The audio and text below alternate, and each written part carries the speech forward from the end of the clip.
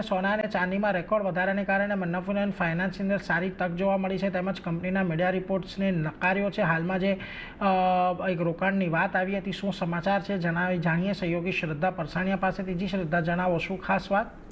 જી, મન્નપુરમ finance આજે ફોકસમાં છે, કારણ કે કંપની તરફથી ક્લેરિફિકેશન આવતું જોવા મળી રહ્યું છે. તેઓએ મીડિયા રિપોર્ટ જે શુક્રવારે આપણે આવતો જોવા મળ્યો હતો તેને એ રિપોર્ટને નકાર્યા છે.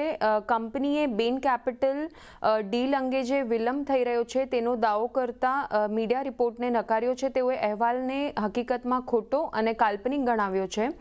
મીડિયા રિપોર્ટમાં જણાવ્યા અનુસાર આરબીઆઈનો બેન્સ કેપિટલ ડીલ પર વાંધો છે એવું મીડિયા રિપોર્ટમાં જણાવાયું હતું.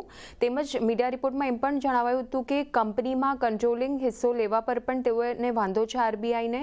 માર્ચમાં જે રીતે આપણે જોયું હતું કે કંપનીએ બેન્સ કેપિટલ સાથે કરાર કર્યા હતા અને આ કરારની અંતર્ગત બેન્સ કેપિટલ મન્નપુરમ ફાઇનાન્સમાં 18% હિસ્સો 4,385 કરોડમાં ખરીદશે એ રીતના કરાર થતા જોવા મળ્યા હતા માર્ચ મહિનામાં. કંપની તરફથી આ ક્લેરિફિકેશન આવ્યા બાદ અત્યારે શેર આપણને તેજી સાથે કારોબાર કરતો જોવા મળી રહ્યો છે અને એફએનઓમાં પણ ટોપ ગેનર જોવા મળી રહ્યો છે. જી શ્રદ્ધા, આભાર આપનો અમારી સાથે જોડાઈને સમગ્ર વિગત આપવા માટે. પરંતુ જો અત્યારે થોડા